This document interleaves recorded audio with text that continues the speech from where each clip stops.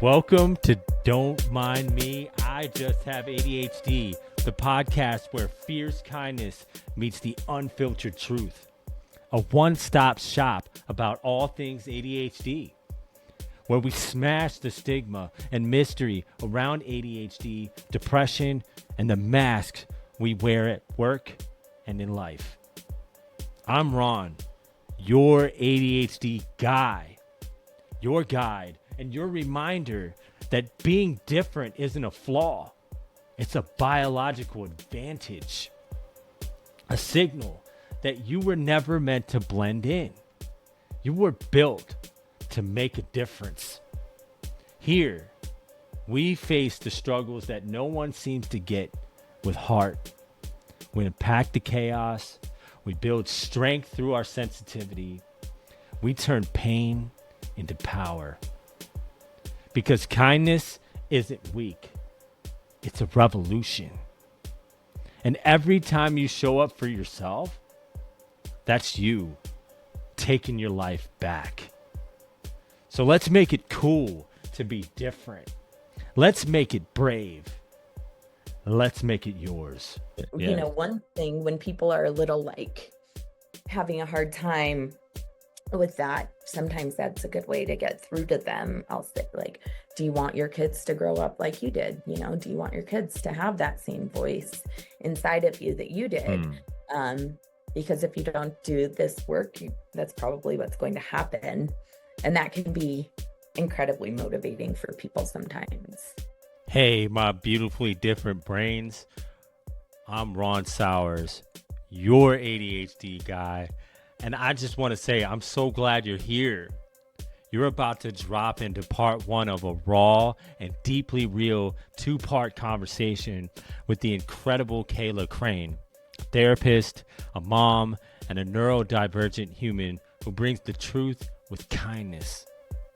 We're talking ADHD, trauma, relationships, late diagnosis, and all the voices we carry from childhood that still echo in our heads. This one's close to the heart. And if you've ever felt broken, ashamed, or misunderstood, you made it to the right place. And please, if you can stay tuned to the end, I have a special reward just for you. Now let's get into it.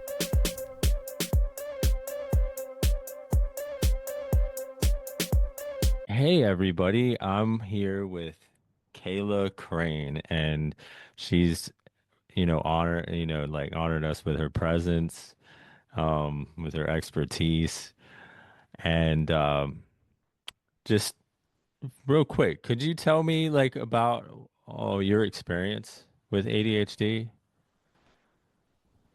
Kayla? Yeah. Thanks for having me. I have ADHD myself. And so I have a lot of experience in that. But also my Yeah. daughter has it. And I do work with a large amount of people that do have ADHD, um, whether diagnosed or not. I mean, sometimes just the symptoms, I treat more of like the symptoms rather than kind of like focusing on like whether they have a diagnosis or not. That's kind of what we kind of just like, how can we work with these symptoms, these the difficulties that they bring to relationships and that kind of stuff. So I think that's kind of how I work with it professionally. And then personally, I think I've just learned after having it my whole life, without being diagnosed till I was an adult, I kind of just had to learn how do I do things, right? Because not diagnosed as a child, or it's what this is just how I am, right? Like if you're diagnosed, I feel like you have a little bit more direction. Okay, I struggle with focus, so this is, whatever the treatment is, be it medication or therapy or whatever. But I think without the diagnosis as a child, people don't, I think, identify the individual symptoms, if that makes sense. It's just like, oh, they're forgetful a lot or they talk a lot. and that's just them, not something that a challenge for them. It does, if that makes sense. Yeah, yeah. No, I totally get like I'm in the same boat. Like I didn't get really diagnosed till I was like 2 or 3 years ago, and I was under the impression that it was like a child, like this was something that I grew out of. It was like a childhood thing. Um, so for you, what what was like your origin story? Yeah, that's a good question. I think, growing up, people would always kind of just say, oh, you're such an airhead, that kind of thing, like, oh, you're forgetful, that. But then I think when I got older and it was becoming a little bit more challenging. I went to grad school when I was a little bit older, and I was kind of recognizing this is this is, I wasn't like undergrad and like school before that, I didn't it wasn't too difficult for me. I was kind of able to manage it. But when it came to grad school, and like grad school, you have to write so many papers, Yeah, really long it's crazy. papers. And so that takes a lot of focus. That takes the ability to be able to do research and like switch from focusing on like an article to a different thing to this. And I was getting really overwhelmed. And I mentioned it to my psychiatrist, and Yeah, he said he kind of did an assessment on me and said, okay, it looks like this is the case. yeah, yeah. Was that how was that like for you? Was that relieving? Like what? How did you feel when he gave you that? Yeah, I think I felt relieved, kind of like, uh, wow, it wasn't just, I wasn't kind of just an airhead, right? I had a mental Yeah, disorder, and it's just something that's challenging to me. So I think yeah, it made me feel better. I don't know if validated's the word, but it just made me, oh, okay, there's a reason this isn't normal, right? No, well, this isn't typical, right? And hmm so it's very expected that there's the challenges that I was experiencing, and there's treatment for it, right? Again, yeah, whether medication or just therapy addressing it, because I was in therapy, but we weren't really addressing that piece of it, the ADHD and the focus. I was, again, just thought that that's who I was. I didn't even realize there was something to address. wow, yeah. So that's interesting that you were in therapy and they kind of just missed that. Mhm. Um, so with you, like, did that create this desire to help people with ADHD, or was that something that was already there? So in the while that happened, like I said, I was in grad school for marriage and family therapy. And so I knew I wanted to help people. Yeah, Um, I didn't realize that that was going to be, part of it. But now I think, even though I work with couples, sometimes I can pick up some things, and um, it'll kind of make me recognize, okay, there's some kind of like attention challenges there. yeah, Again, whether they meet the complete criteria or not. Like I said, I kind of focus more on those symptoms. Um, but I think now I'm more easy to identify it, because even though I had like the knowledge of what ADHD was, like through the DSM, which is like the Encyclopedia of Mental Disorders, and through my schooling, it's very different when you're experiencing it, and yeah, all of it's not just focus. A lot of yeah. people think it's just focus, or maybe and hyperactivity. But there's so much more there. It really contributes to your mental state. It can contribute to rejection sensitivity. hmm There's so many things that it can impact, um, that now I can recognize, but I don't think I would have in the past. just because, like I said, that's kind of, I think that what people hear, I think a lot of times is ADHD means you have trouble focusing and, you're hyperactive, maybe fidgety or whatever. Yeah. But not all the other pieces that definitely impact everything. So I am able to, I think, recognize it more. And I think there's been a lot of times where I've had some feedback where you can kind of see it seems like it does give people hope, Yeah. because I see a lot of times people like working against it, right? Like Yeah. just be on time, just focus. Yeah. And I was talking to my husband recently, and I'm always late. I'm late everywhere. And I can plan to be an hour early, but stuff comes up and it's just something that I struggle with. I'm always 2 to 3 minutes late. And Yeah. and I was telling him, and I was like, I feel like a lot of people think it's like I'm being disrespectful, I'm not respecting their time. And while I understand that it's frustrating. It's also like it's something that I've tried every single trick, and I'm Wow. not able to get there on time. Like I said, sometimes it's 1, 2 minutes, but it's consistent, and it's not at all that I'm being disrespectful, not at all that I don't, appreciate someone's time or anything like that. It's just something I struggle with no matter what.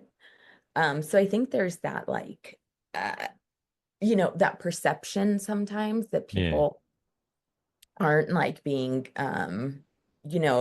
considerate or respectful. And so I think when we are able to identify it, like with clients or even with myself, it's we can stop working against this and like working with it, right? Hmm. Like, okay, this is something I deal with. And so how can we do it differently, right? And like, um, in a relationship, your partner can hopefully be helpful in that. My husband, fortunately, is very punctual. And so he can help me a little bit with that, Mhm. that like encouragement to help me be more on time.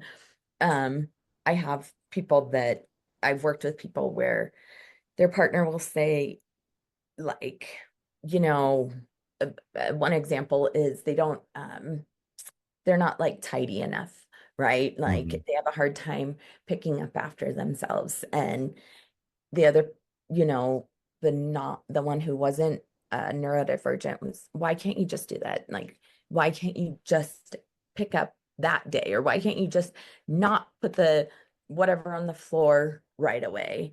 And so if we, instead of saying change who you are as a person, if we Yeah. can say this is a challenge, how can we do it differently, right? If the person keeps putting their coat on the sofa, maybe we could put a coat rack right by the door, if that makes Yeah. sense. Maybe we can do things to help help that person meet their partner's needs without just trying to get them to change who they are as a person. Because Yeah. while the symptoms are hard and they suck, it's also you know, that's just sometimes that's part of their character as well.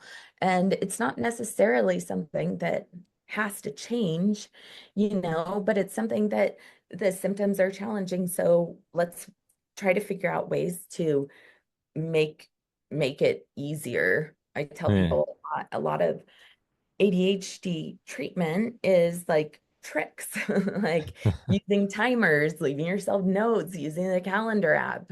That's all that stuff is really helpful Yeah. uh, to kind of just get things done rather than just be different.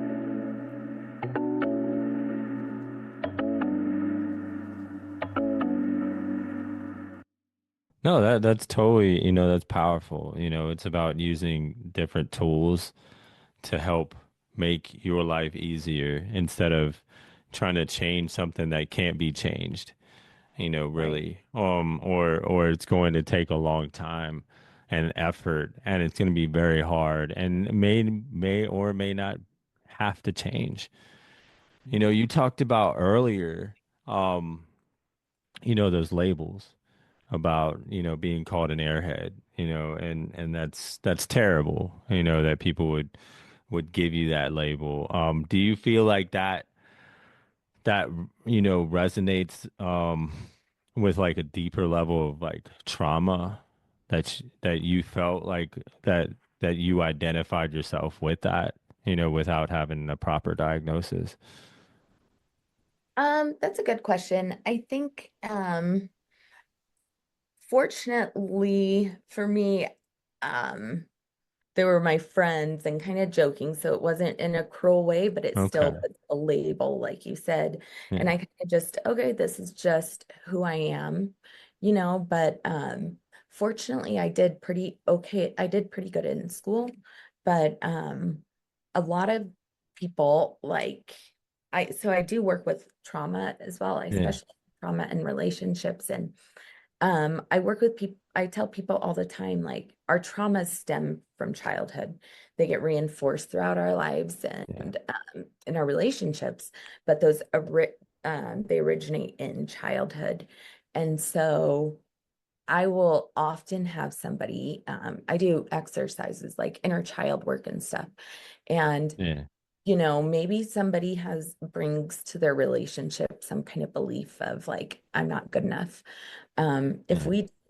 if it's somebody with ADHD, it wouldn't be at all uncommon to learn that as a child, they either were undiagnosed, and sometimes it also happens to children that are diagnosed, but they've been shamed for not getting like forgetting their homework or talking too much or, being late. All of those things, they're really Mhm. shamed as children by teachers and or parents or all these other people, particularly without the diagnosis. Again, it's just like, stop being like that. That's usually the message they get, Yeah. right? Which usually hearing that for a long time, right? Or receiving that message, whether they're hearing those words or not, like be different.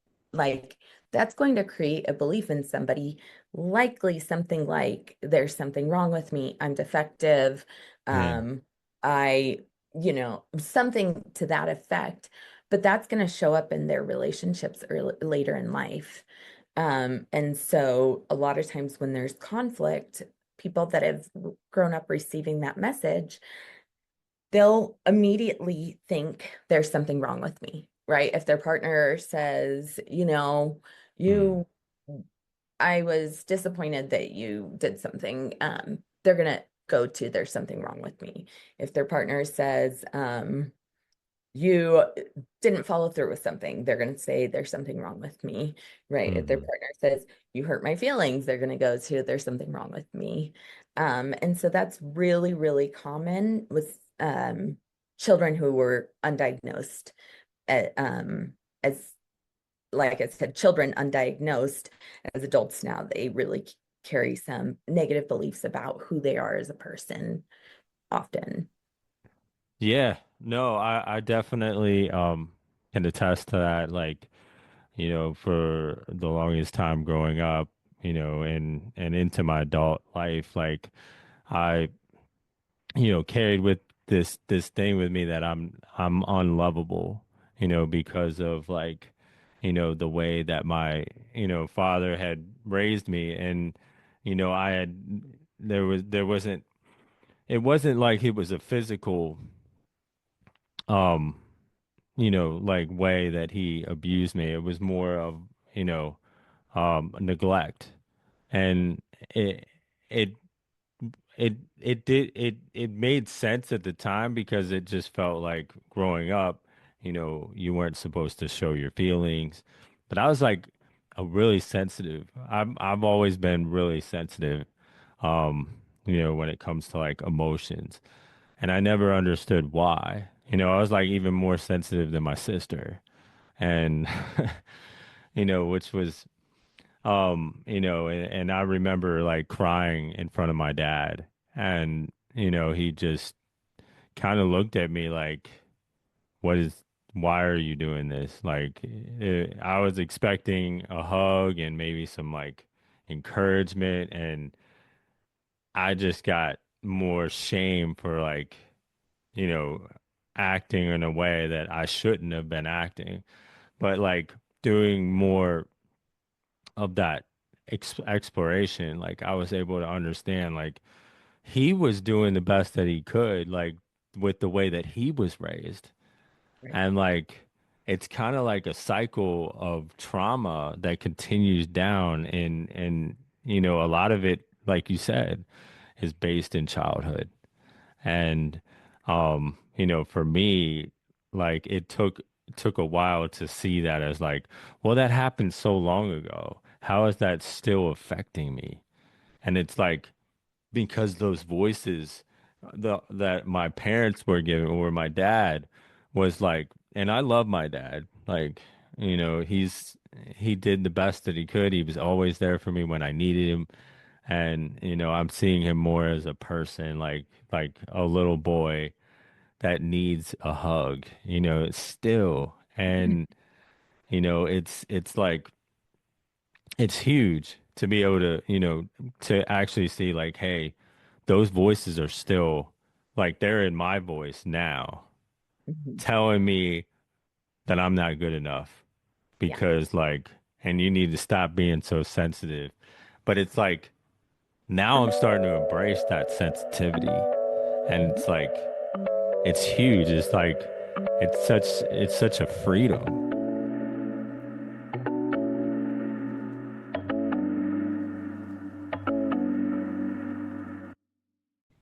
Yeah, that's, like you said, that could be definitely a lot of generational trauma with that stuff. And what we call that emotional neglect. Usually that Yeah. results in somebody with an avoidant attachment style. I don't know if you're familiar with attachment styles, but because what that shows that child is, again, like I'm not worthy of love if I show my emotions, something to that effect. Yeah. Um, Boys are often given the message, there's something wrong with you if you're emotional. Hmm. And so they have to learn to like shut that off. Usually either there's something wrong with me if I don't shut it off, or like what's the point of even talking about my emotions to my parents? They don't hear me. So it's Yeah. usually one of the two that result in somebody shutting down and kind of turning those off throughout their lives until they become aware of it, hopefully, and want to change it. But that's a lot of times when people end up in my office. They're recognizing that, okay, I'm resisting these emotions and it they live inside of you, right? Like Yeah. you don't turn them off, and trauma lives inside of you, and that's a trauma, right? And so it, like, even if you're not thinking about it, you're operating that way. You've got physical sensations, but like you said, that voice in your head is always there. And that's the first thought when there's conflict, when something goes wrong is, see, I knew it. I'm not worthy of love, right? Like this is evidence to show me that. Yeah. Um, so that's a lot of what I do with people. It's a stereotype, but it's true more often men than not, just because of our society. But I help them like unlearn that and make it hopefully more okay for them to show their emotions. And I mean, kind of necessary for a healthy relationship. Yeah. But, Yes. one thing when people are a little like having a hard time with that, sometimes that's a good way to get through to them. I'll say, like, do you want your kids to grow up like you did? Do you want your kids to have that same voice inside of you that you did? Hmm. Um, because if you don't do this work, that's probably what's going to happen. And that can be incredibly motivating for people sometimes. Yeah, and it's like, that there's that double standard there of like, well, I grew up this way and it was this way and it has to be this way, but it's like you're turning that on its head and being like, well, did you like the way that that was? Like, you have an opportunity here to change that, and give and receive a better way to do that. How do you how do you like explore that trauma and within a relationship dynamic? Like, because what you're doing is like incredibly, you know, intelligent, has like a lot of bravery involved, especially, you know, dealing with your own ADHD. So that, like that in its own is like powerful that you're able to teach something like that. Yeah, the way that I work is I kind of like self-disclose a lot. I share my personal Mm. stories with clients, and which we're kind of taught in school to not do. But you know what? Like I think it really normalizes things for people. Like, hey, I go through this too, right? This is also a challenge in my relationship, even though this is what I do, right? I'm still a human being. I'm not, I don't do it on the perfect way every Oh time. yeah, And I understand the struggles and I struggle with it too. So I think that's helpful for people that it is normalized. Even sometimes people think like therapists have no problems, but like, oh no, yeah, a lot of us got into this career because we spent a lot of time in our own therapy. But so I think that's helpful. But also it's not at all hard to get to like that belief that they hold about themselves that stems from childhood. Usually there's one or maybe two or three, usually just one that kind of shows up consistently, but I'll just, ask them for a recent fight or just an example of something that went wrong. And yeah, so they say my uh, my partner and I were supposed to go on a trip and they canceled it or they got something like that. And I'll say, what does it mean about you that they canceled it? Usually that's where they'll say, or some form of, well, it means there's something wrong with me, or it means that they're going to leave me. It means they don't yeah, love me. Right. yeah, So right then it's like, okay, that's that belief that they're operating. And usually I'll ask them, what's your very earliest memory of having that same feeling? And mm, they'll usually, it's in childhood. I mean, consistently, it's in childhood. Um, and that's kind of, I'll ask them for their specific memory of when they first remember feeling that way. It doesn't have to be the actual first time they felt that way, but what they remember. yeah, Um, yeah, and a lot of times, like I said, with ADHD, it'll be my first grade teacher, would always tell me there was something wrong with me if I forgot my homework or something like that. And then yeah, that's right there where we would get okay, there's something wrong with me is probably that belief. So it's easy to get to. And once you do, it can kind of be like a light bulb moment because we'll go to all different kinds of conflict and it's okay, what does that mean about you? And it's consistent. It's almost always the same. Like I said, maybe there's two or three different choice, like yeah, different beliefs, but usually it's all the same that if we go deep enough, that's what it relates to is I'm not good enough or I'm rejected, something like that. yeah. No, definitely. Um, and what's really helpful is like for me is to explore like whenever I do something that I think I shouldn't have done, I explore like instead of looking at like of course I'm like, well, why did I do that again? And there's some guilt. But it's like, okay, here's the chance to explore like that event and like, okay, why am I doing this?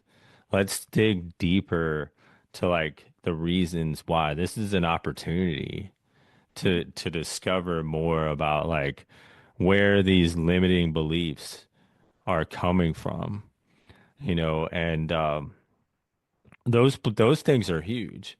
And it's also like understanding that like in that teacher example, like you didn't there must be something wrong with they're only reacting out of frustration and their own personal trauma. So it's like these events that, especially with kids, are very traumatic to the kids, but it's like it wasn't done in an intentional way.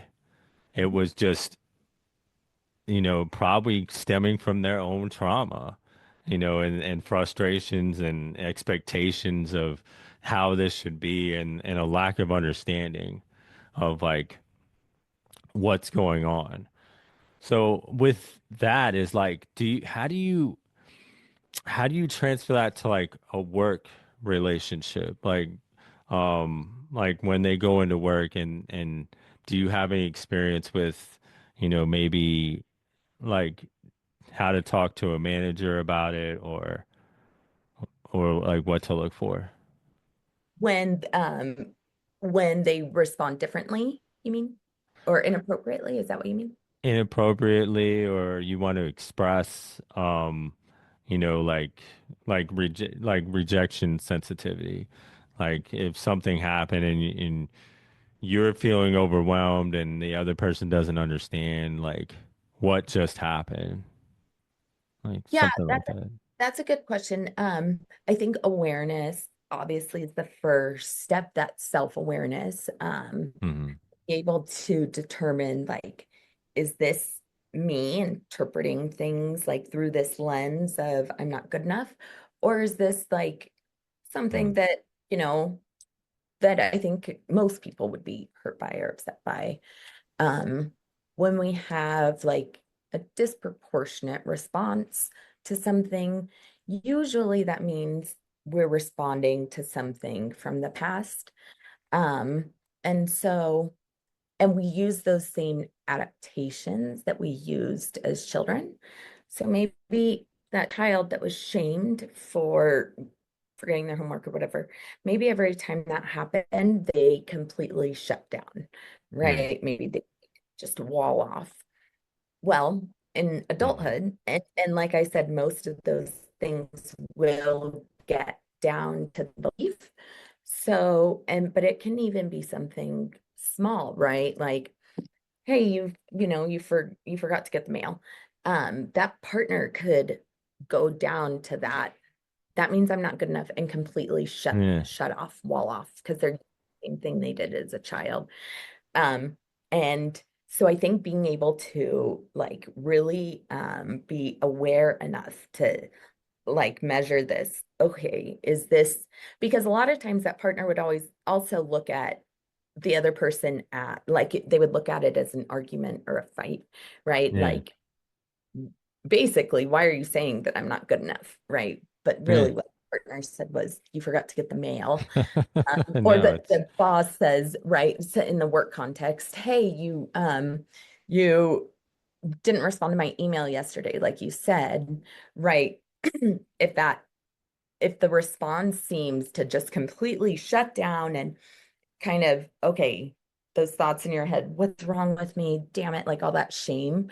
Um, that might be a good like a good a good sign that that maybe this is not maybe this is more of a you thing, maybe this is more of like your trauma and stuff like that, yeah. right? What would, and sometimes it's just like if you have a friend at work kind of checking it out, like, hey, like with that, like what do you think about this? And maybe their friend at work says, yeah, that you said you were going to send the email. Like, there's nothing wrong with you, but you didn't send the email. They weren't mad Yeah. at you that there's nothing. Or they might say, yeah, that sucks, right? Like, that was wrong. And I think so. The first step would definitely be that awareness as to like step back and reflect. Is this a me thing, Yeah. right? Am I interpreting things based on my past? And if that's the case, then it takes, I think, some like self-soothing that and okay, this is me. What do I need to do? Um, like do I need to take a walk or journal or talk to someone or whatever? But if it's with the if the person did really cross a boundary, um I think it's helpful to come back to it in 24 hours Yeah. um because we can be really impulsive, right? Yeah. Mm-hmm. Sometimes, say things that we maybe wouldn't have said the next day. And so I think it's a really good feature on email and on our phones that we can like type something and send it later Yeah. because that's, I think that can be a problem that a lot of people experience, that impulsivity in Yes. responding. And so it there's also that emotional dysregulation piece that comes along with ADHD, right? And so you can receive some kind of message, whether it fits the situation or not, become incredibly emotionally dysregulated, and then respond out of that place, which is not usually what we want to be doing, right? On a good Yeah. day, that's probably not what we would do. Yeah. Um, so yeah, I think those are kind of the way that I personally work with that kind of stuff. And I think it can be helpful just taking a little space from the incident and being able to see it a little more clearly. Okay. Yeah, that definitely, resonates. And, I try to do that a lot is like, explore, okay, did this come from me?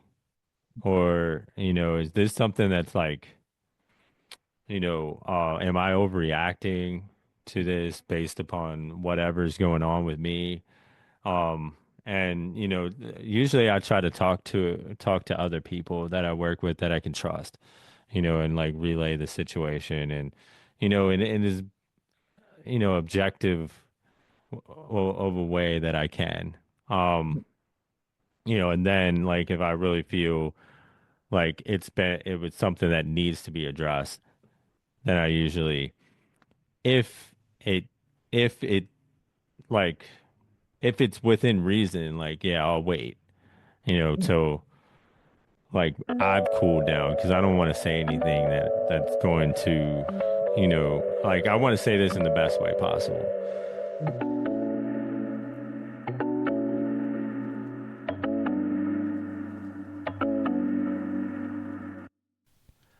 Wow, that was just part one. And Kayla brought so much truth, clarity, and compassion to the table. If this resonated with you, don't miss out on part two next week, where we go even deeper into how ADHD and trauma shape our identity and relationships, both at home and in the workplace, and how we can start healing. Yeah, and if you want to connect with Kayla Crane, just visit southdenvertherapy.com and it will be in the show notes. And hey, if this episode hit you in the chest in the best way, I want to invite you again to join me on July 18th at 10 a.m. Eastern Time, 7 a.m. Pacific Time for my free webinar, Unlocking Your Potential Through Mindfulness. It's a 60-minute, heartfelt session rooted in self-kindness, science, and strength. And yeah, it's free, and there's going to be questions and answers at the end. Just go to www.youradhdguy.com. That's youradhdguy.com and book your spot now. Let's stop fighting who we are and start thriving as we are. Sign up, bring a friend. Let's grow together. May the source be with you.